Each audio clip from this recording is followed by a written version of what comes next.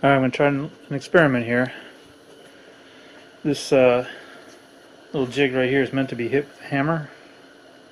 So I'm going to try it in my small press here. I don't know whether this little half-ton joker will do what's needed. If not, I've got a hydraulic press. First thing I'm going to do is I'm going to put a little bit of flux just at the tip. I did some more surgery to this one. I drilled a hole up front there. I am going to solder this in addition to crimping it. Let's see if it's going to go. Boy.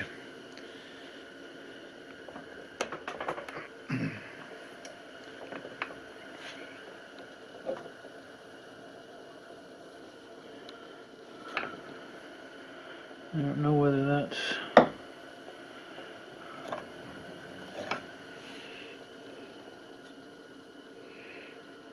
good or not.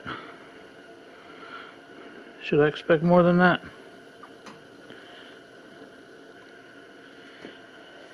I wish that this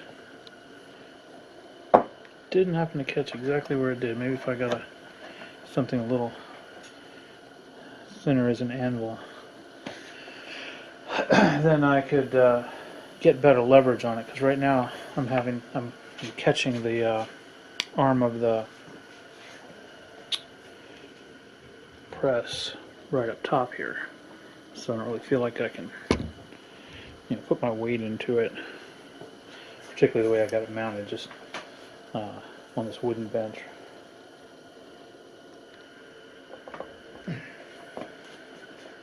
Maybe if I do some of this action. I don't know. What do you think? That look as good as I should expect.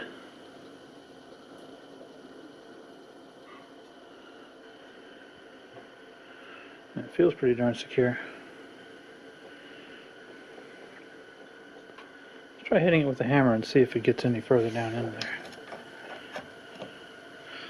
I'll do that off camera. I'm just going to bang on it right down here on my concrete, well, I'll use my aluminum anvil. I'm going to give it a couple of good schwacks and see if that changes things at all.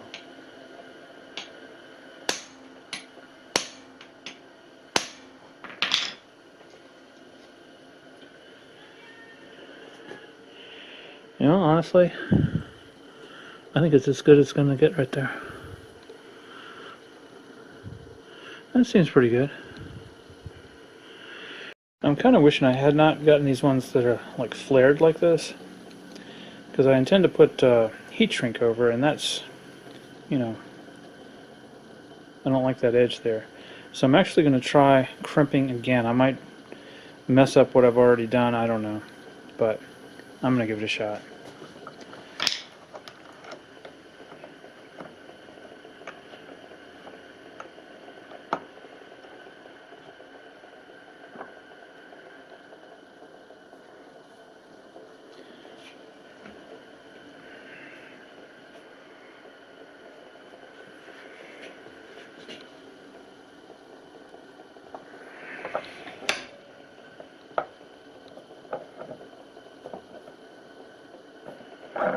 Uh-oh. Now I got it jammed in there.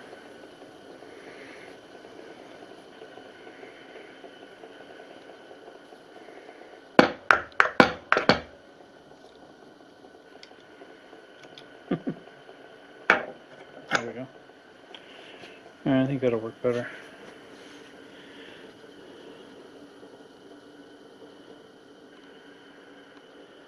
It's nowhere as neat as those see the people with the octagonal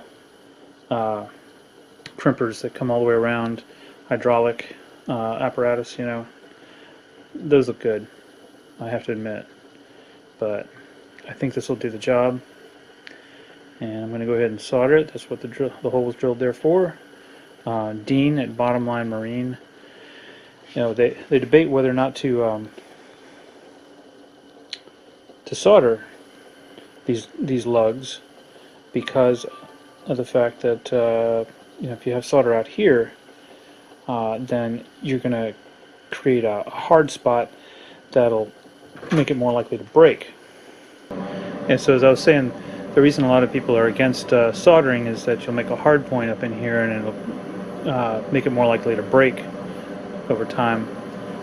What Dean at Bottom Line Marine was saying, that if you solder, if you flow solder in through here, to where you don't even see it down here, but you make a good solid connection, then that's sort of the best of both worlds. And that logic appealed to me, so that's what I'm going to do.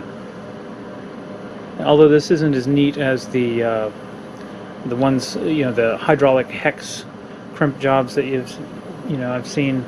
I decided not to buy one of those crimpers. Those things are like $50 for the, you know, they're all made in China, and it wasn't completely because of the expense. It was also because then you end up with this great big, you know, tool out to here. I have a small shop, and this little thing right here will be out of my way. This, I think, is perfectly serviceable, and we're not, you know, running for a beauty contest here. So I'm going to go ahead and solder it, and then we'll talk about heat shrinking. Alright, I'm hoping that my vise will act as a nice little heat sink, keep anything from getting too hot down here, and still allow me to do what I want to do with the lug itself. We'll find out.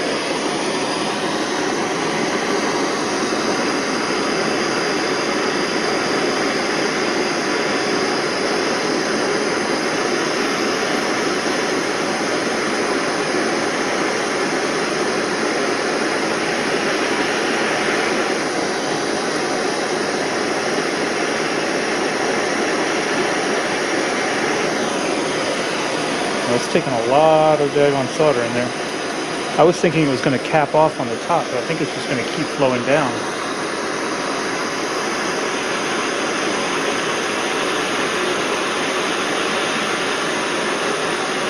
There we go.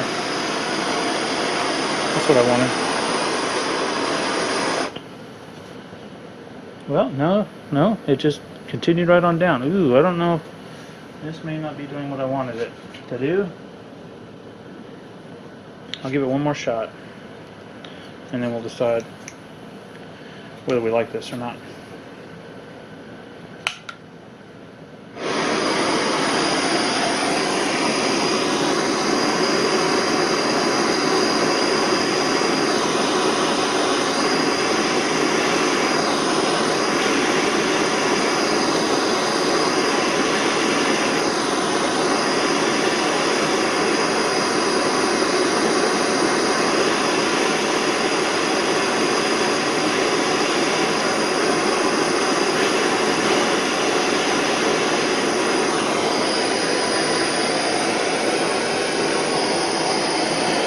And it's continuing to wick right on down.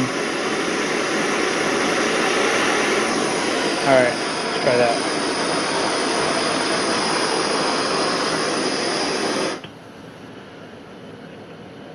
Maybe. I was really surprised at how much wicked down into it earlier. But I think I got it. I think so.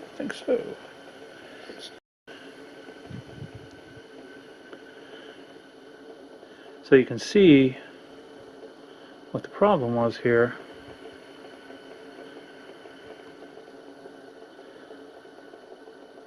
Because it was just basically dripping right on down there. So I could have been at it for quite a while. So I guess that's one of the downsides of this kind of crimping, is that it leaves that big gap in that wing, whereas I guess that hex type of crimping creates a nice even seal all the way around. So that's something to consider.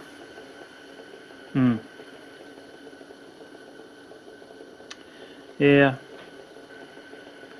it's not everything I hoped it would be.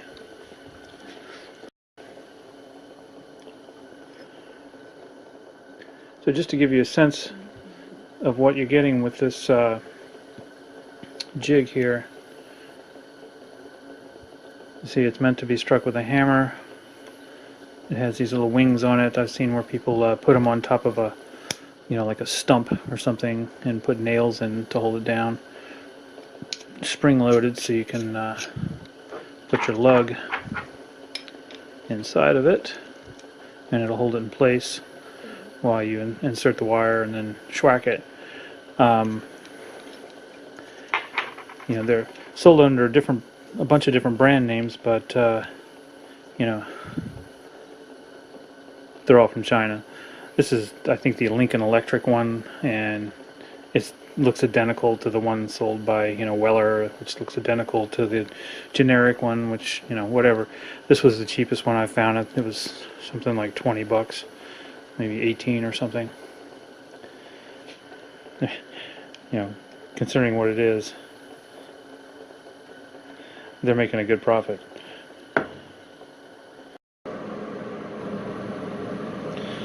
By the way, I'm salvaging an old cable. This is the what the end of it was looking like.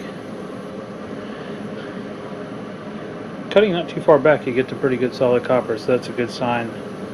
And I'm just making a little jumper that'll connect the grounds on two batteries that I have side by side. This piece was on a longer cable that had chafed and worn through to the copper, so I ended up snipping it off, and I'm just making a jumper out of it. I think it'll do fine. This is just a cheap Harbor Freight cable cutter, and I find it's the best thing for. Just got to use a real light touch, and you can strip the end of the cable pretty well with no loss. I didn't cut any of the strands, so it does a pretty nice job. I might cut back a little bit further. I'm seeing a little bit of that corrosion worked its way back here. Alright, so I put a thinner anvil on here, and should be able to get some better leverage on it. Got my ends lined up correctly. Let's give her a go. Yeah, see, I can just basically fall down on it now. And I'm going to go ahead and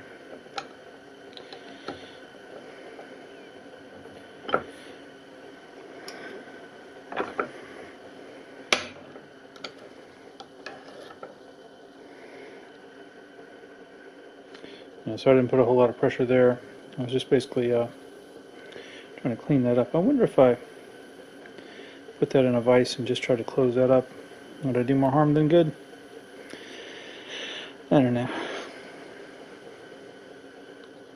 Anyway, I mean, it's a pretty darn good solid mechanical connection as is, but I'm going to go ahead and solder it like the other one. Alright, this time I've laid it in there in such a way that hoping it won't be as liable to drip as before.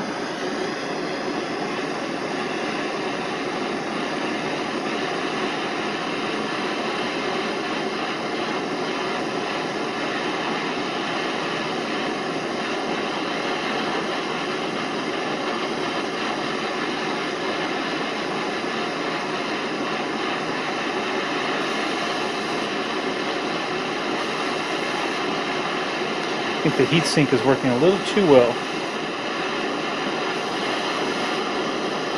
It's not getting down in there.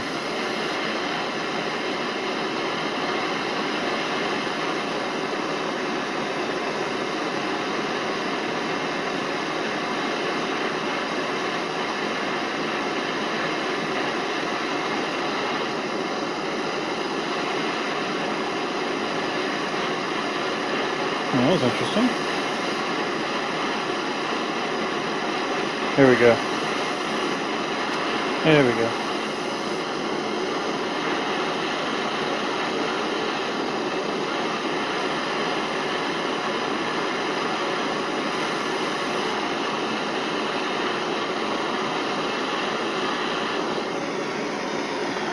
I think that's correct.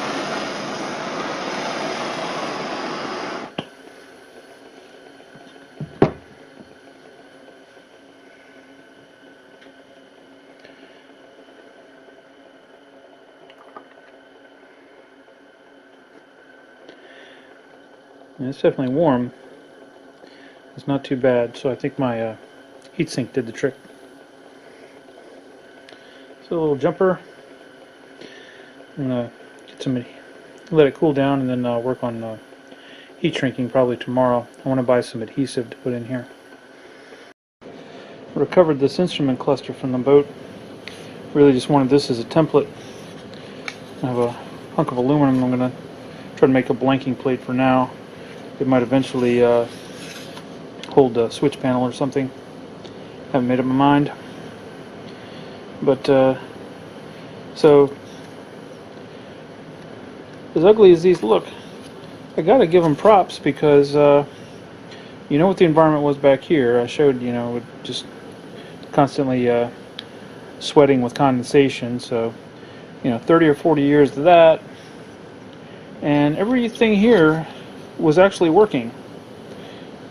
This is the switch to the old blowers for the bilge air exchangers, and yeah, oil pressure, amps, temp, everything was working. These were my light switches, just for the instrument lights. This was my start button. I did have to change this out. This switch, I think, went bad on me at one point, and I changed it out. Everything else kept on chugging.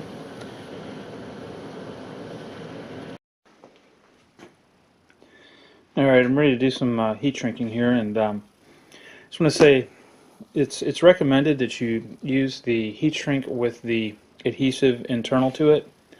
And I ordered some of that to prepare for this project, and I don't know whether I ordered the wrong stuff or they sent me the wrong stuff. I would have to go back and look. But that's the largest size they gave me, and it won't even fit hardly over the cable itself, much less over the end of the lug here. So I knew from the outset I was going to be going with this great big stuff, which is supposed to be better. The more it shrinks, the thicker it'll be. So that's why I didn't even worry about having it in place before I put my lugs on. I knew I'd have plenty of space. But the workaround for having the adhesive lined shrink wrap, at least one that was recommended by a YouTuber I watch. He goes by Electronics and More. If you look that up, he's got a really good channel. So he recommended using this if you just have regular old heat shrink and you're going to use it in a marine or damp environment. He recommended this stuff on the inside of the heat shrink. So that's what I'm going to give a try to here. And we'll see how it works out. I don't think I quite left enough of a gap here compared to the other side. This is pretty darn viscous. Looks like it'll stay in place pretty well. It's not going to go. It's got a 72-hour cure, I think, or no. I'll read the instructions here again and make sure I'm not misinforming you there. Alright, so there's that. What does it say?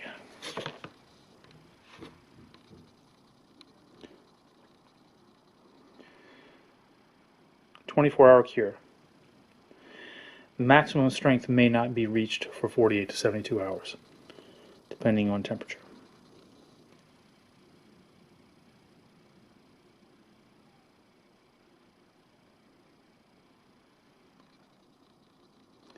Immediately resistant to precipitation upon application. Interesting. Alright, so I'm going to want this and cut it about there. I'm anxious to see whether this heat shrink actually comes down to size.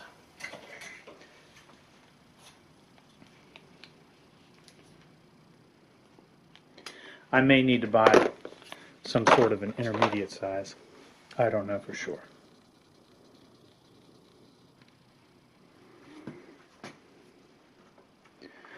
Just put that right there.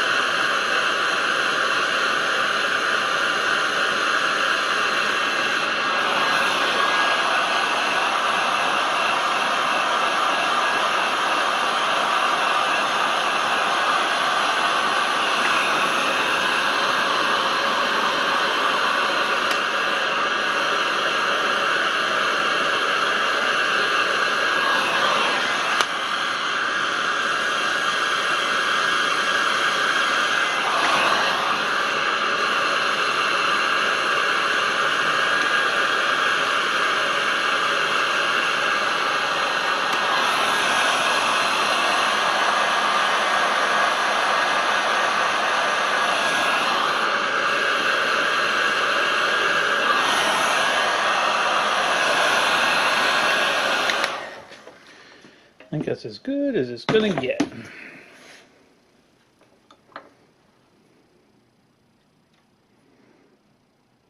Can actually see some of that adhesive squirting out the end here. Can you see that?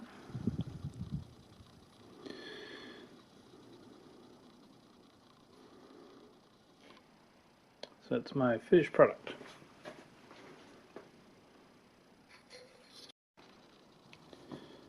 Alright, so the other side was just, focus.